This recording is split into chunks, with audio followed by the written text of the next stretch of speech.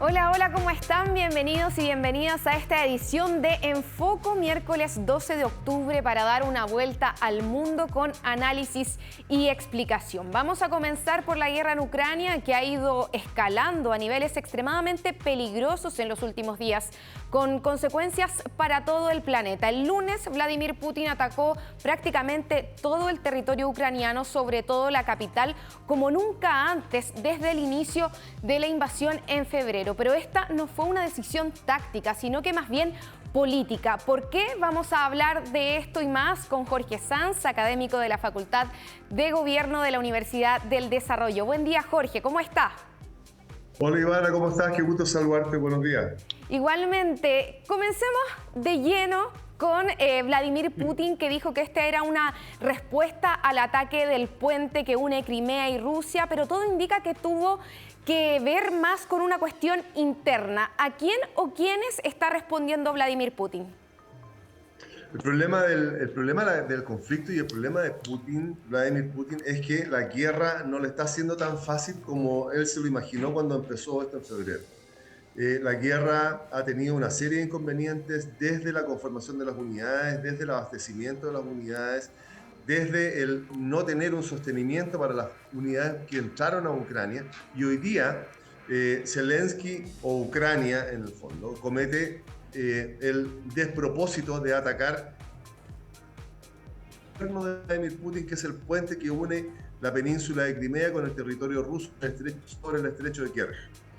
Ese ataque es el que descompone mayormente a Vladimir Putin y tiene esta respuesta que, tal como tú lo decías, no tiene nada de militar, sino que es una respuesta política, es una respuesta de su ofuscación, es un castigo a Ucrania y fundamentalmente a la población civil. Por eso que no tiene ninguna lógica militar, porque él ataca a la población civil. Y eso entra en un plano distinto, que es el derecho a la guerra, por lo tanto es un crimen de guerra. Así que hay varios elementos aquí que es fundamental analizar. Y lo otro es que en el plano interno también tiene algunos detractores, particularmente el líder checheno Kadyrov, Ramzan Kadyrov, que es quien está impulsando al presidente Vladimir Putin a apretar el botón, que la solución de Ucrania es con un artefacto nuclear táctico. Pero eso, sin duda, que si el ataque del puente y la respuesta de Putin escalaron la guerra, un ataque táctico, sin duda, que va a escalarla mucho más, y los conflictos no tienen destino, porque nadie gana en un ataque nuclear, porque la respuesta masiva genera tanta destrucción o más destrucción que el ataque inicial. Entonces, Vladimir Putin está en un problema interno. Tiene que responder a su población civil respecto de por qué llevamos más de 330 días sin logros reales, más allá de las elecciones que hubo para integrar a 4 provincias o 4 oblasts, pero no es mucho más que eso. Entonces está en un problema muy complicado, muy difícil, por el avance de la guerra, y se le viene el invierno encima. Claro, la presión más importante que tiene Vladimir Putin tiene que ver con lo que usted decía, este líder checheno, pero también blogueros militares, gente que está vinculada a la televisión rusa, ¿cierto? Que hace mucho rato decía, ¿por qué no hacemos un ataque total, que es lo que están pidiendo ahora, para poder de alguna manera aniquilar al gobierno ucraniano, de cara a que veían que en el campo de batalla estaban perdiendo? ¿Cuántos pasos puede dar Vladimir Putin más antes de apretar el botón nuclear, que muchos definen sería como lo último en esa escalada, en este contexto, cuando tiene esa presión de sectores de ultraderecha tan fuerte dentro del país? Vladimir Putin hoy día, curiosamente, hoy día es el principal seguro para no apretar el botón. La presión que tiene es enorme. Tiene que conseguir logros. Lo que ha hecho, ha cambiado 3 veces al jefe de las fuerzas dentro de Ucrania.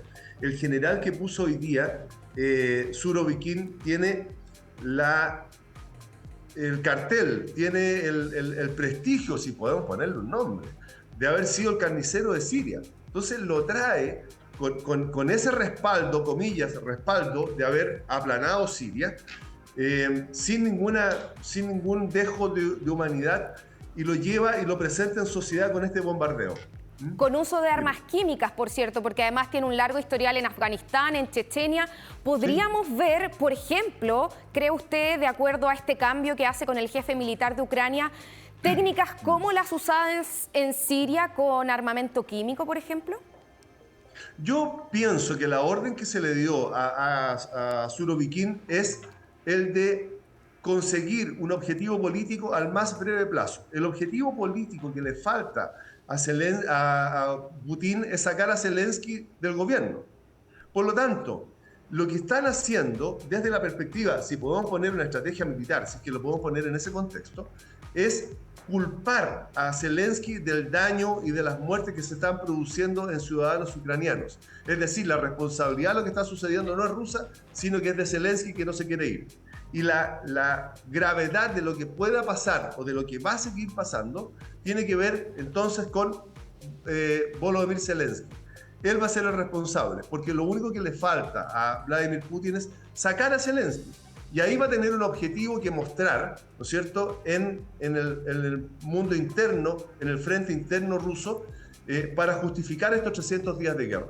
Claro, pero ese objetivo que dice usted hoy día pareciera ser imposible, considerando que la OTAN está suministrando muchas más armas, se está discutiendo la entrega de defensa antiaérea. ¿Hasta qué punto Occidente se puede involucrar en este conflicto sin enfrentarse directamente con Rusia? Occidente está absolutamente involucrado. La reunión que hubo con el G7 hubo un compromiso de seguir sosteniendo a Ucrania. Ucrania no habría soportado 300 días de guerra sin el respaldo de Occidente. Por lo tanto, el respaldo de la guerra, el sostenimiento de la guerra que está llevando adelante Ucrania, tiene que ver con Occidente. Y hoy día es muy probable, porque ya Alemania dijo que iba a entregar los más sofisticados elementos de defensa aérea para enfrentar esta lluvia de misiles. Ahora, es posible pensar que no es mucho los misiles que le quedan a Vladimir Putin para mantener una presión de esta magnitud. Y por otra parte, no nos olvidemos que la falta de poder es una guerra eterna, según nos decía Hobbes hace un par de siglos atrás. Por lo tanto, Vladimir Putin no puede gastar todo lo que tiene hoy día, porque el mundo va a seguir avanzando. Occidente va a seguir sosteniendo a Ucrania. La guerra se le va a alargar. Y en la medida que se vaya alargando la guerra, Vladimir Putin, si no ocupa el material nuclear que tiene, va a perder la guerra. Entonces, ahí lo estamos arrinconando y hay que darle una salida. ¿Dónde puede estar la salida? China dijo que era necesario sentarse a conversar. Y ese sí que es un interesante mensaje, porque quien está sosteniendo a Rusia es precisamente China. Entonces, ahí hay un elemento que es necesario tomar, que Occidente lo tome, que conversen respecto de eso con China y ver de qué manera esto se puede detener. Porque en la medida que se arrincona Vladimir Putin, las presiones internas, más la incapacidad de conseguir objetivos, lo puede llevar a pensar en la posibilidad de un elemento nuclear táctico. Y si nosotros nos fijamos, desde hace un tiempo a esta parte, no estamos hablando de una guerra nuclear, pero sí estamos hablando de la posibilidad de una bomba táctica. Y la bomba táctica no es más que una bomba del equivalente a Hiroshima. Entonces, estamos normalizando en nuestro vocabulario, en nuestro análisis, la posibilidad de una bomba táctica. Y eso sí que es tremendamente peligroso. Muchas gracias, Jorge Sanz, por este análisis. Ya llevamos 231 días de este conflicto comentándolo y sin duda, y muchos dicen, serán años con este conflicto latente. Así que nos veremos en una próxima oportunidad. Muchas gracias. Encantado, Ivana. Qué gusto saludarte. Igualmente. Y precisamente las consecuencias de la guerra en Ucrania y el vertiginoso aumento en el costo de la vida no dan tregua. Se espera que el crecimiento mundial se desacelere aún más el próximo año. Todo esto según el Fondo Monetario Internacional, que rebajó sus pronósticos. Escuchamos esas palabras en nuestra frase de la semana. Our global growth forecast for this year is unchanged at 3.2%, while our projection for 2023 is lowered to 2.7%. 0.2 percentage points lower than the July forecast. Expected to contract this year or next. The three largest economies, the United States, China, and the euro area, will continue to stall. In short, the worst is yet to come, and for many people, 2023 will feel like a recession. Y el viernes pasado, el 7 de octubre, se dio a conocer el Premio Nobel de la Paz de este año, el que recayó en 3 representantes de la sociedad civil implicadas en el conflicto ucraniano. Ya lo vamos a ver desplegados en nuestro wall. Se trata del activista bielorruso encarcelado Ales Bialyatsky y también él fue detenido en el año 2020 tras las manifestaciones masivas contra la reelección del presidente Alexander Lukashenko, consideradas fraudulentas por los países occidentales. Ahora sí, en segundo lugar, la ONG rusa Memorial, la organización por los derechos humanos que es la más grande de Rusia, que en 2021 fue objeto de una orden de disolución por parte del Tribunal Supremo de Rusia. Y por último, el Centro por las Libertades Civiles de Ucrania, fundado en 2007 y que ha redoblado sus esfuerzos para poder identificar, documentar los crímenes de guerra que habrían cometido las fuerzas rusas contra la población ucraniana. Aunque evitaron criticar a Putin, el Comité Nobel noruego dio un fuerte mensaje frente a la guerra al decidir honrar a estos 3 destacados estandartes de los derechos humanos, de la democracia y de la coexistencia pacífica en estos países vecinos. Todo cuando este conflicto ha sumido a Europa en la crisis de seguridad más grave desde la Segunda Guerra Mundial. ¿En qué consiste este premio? Bueno, consiste en una medalla de oro, un diploma y una suma de 10 millones de coronas suecas, que es equivalente a unos $900.000 a repartir entre los ganadores. Y cambiamos totalmente de tema. Quedan 18 días para que Brasil escoja entre Jair Bolsonaro y Luis Ignacio Lula da Silva, una segunda vuelta presidencial que tiene en llamas las redes sociales desde la semana pasada con un insólito protagonista, el Diablo. Sí, el Diablo. Le contamos de qué se trata en la siguiente nota.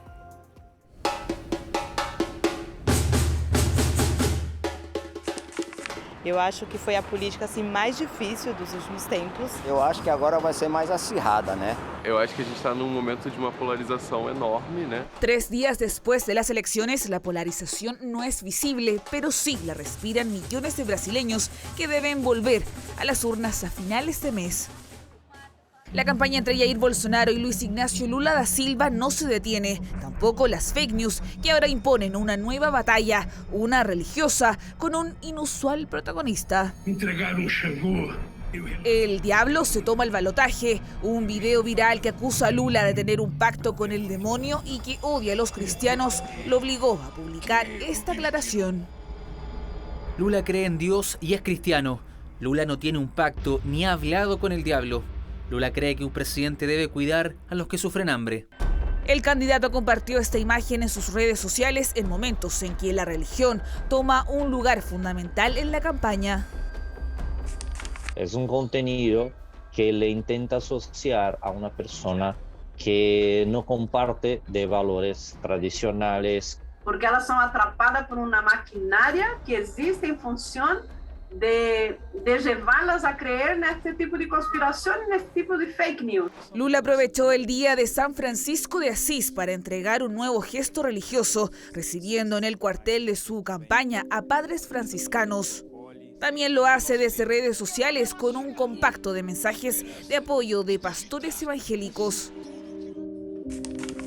Hay por lo menos una mitad más o menos que tiene el voto muy orientado por sus líderes religiosos. Ellos trabajan con una propaganda diaria, ellos tienen canales, ellos tienen radio. Cerca del 60% de los brasileños se declara católico y un 30% evangélicos. Estos últimos se han transformado en un electorado clave en disputa.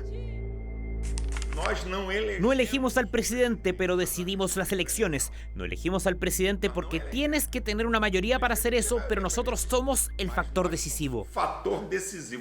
Esta guerra santa también golpea a Jair Bolsonaro. Un video de 2018 en un templo masónico resurgió en redes sociales, causando alboroto entre sus seguidores más religiosos.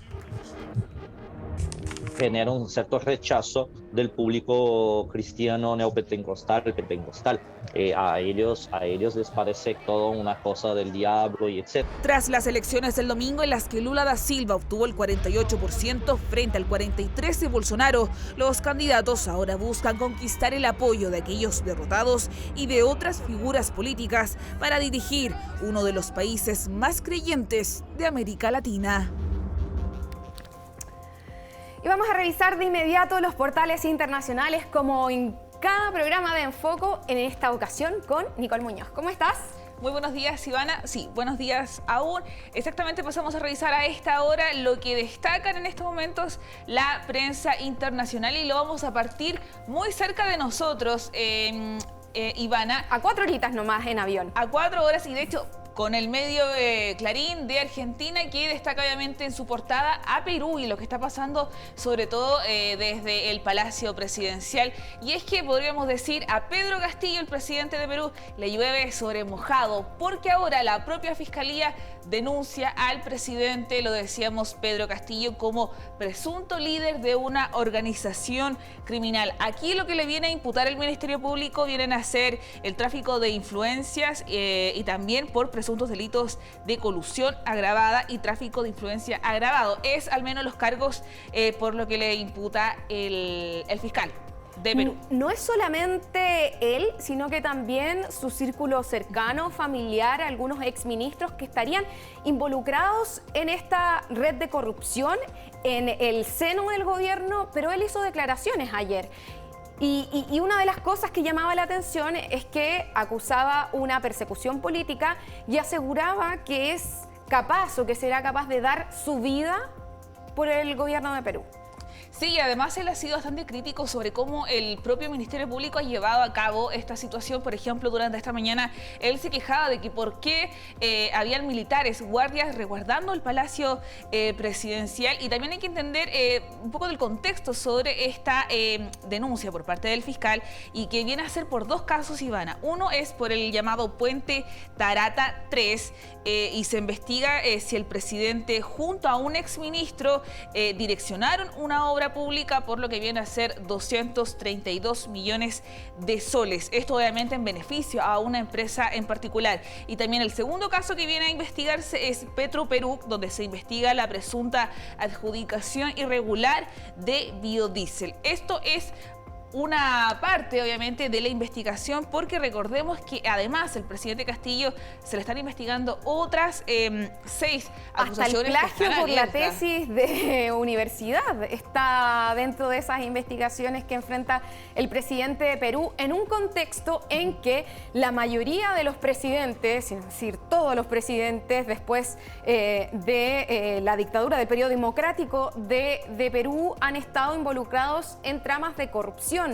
Y él, siendo un hombre de izquierda, ¿cierto?, que venía a renovar un poco lo que conocíamos de la política peruana, ha estado involucrado en estos escándalos, pero además no es solo él.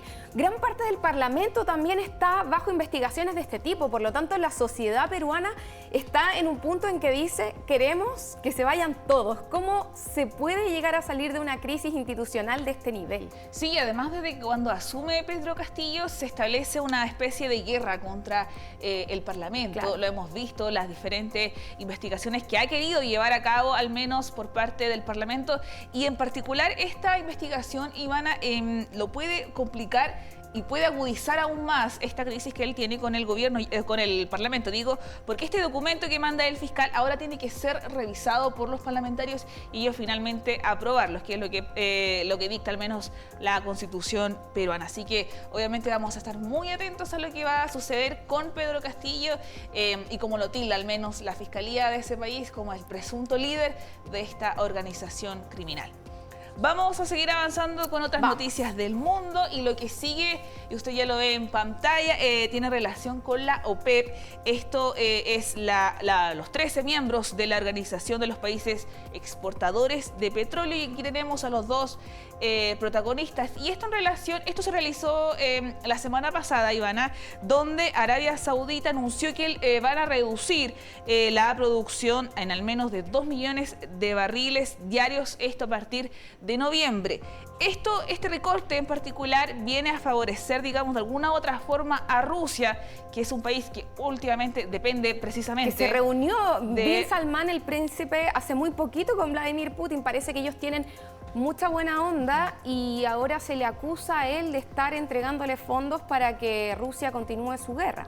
Claro, este espaldarazo, de alguna forma que podríamos decir, que hace Arabia Saudita a Vladimir Putin ha sido bastante mal tomado, al menos por el gobierno de Joe Biden, y obvio por dos lados, porque recordemos que en unas semanas más se va a realizar la elección de medio término, que viene a ser elegir parte del Parlamento, del Congreso de Estados Unidos, y claro, durante esas fechas se puede registrar el aumento del combustible. Y claro, eso le puede ir en contra, obviamente, al partido de Joe Biden, y también obviamente lo que tiene relación con la guerra, porque este espaldarazo, choque de mano con Putin, le viene obviamente a favorecer el único lado económico por la hora que tiene a mano, al menos Rusia, obviamente, para poder estar en su guerra, obviamente, con Ucrania. Esta fotografía es bien interesante porque Joe Biden viajó en julio a reunirse con el príncipe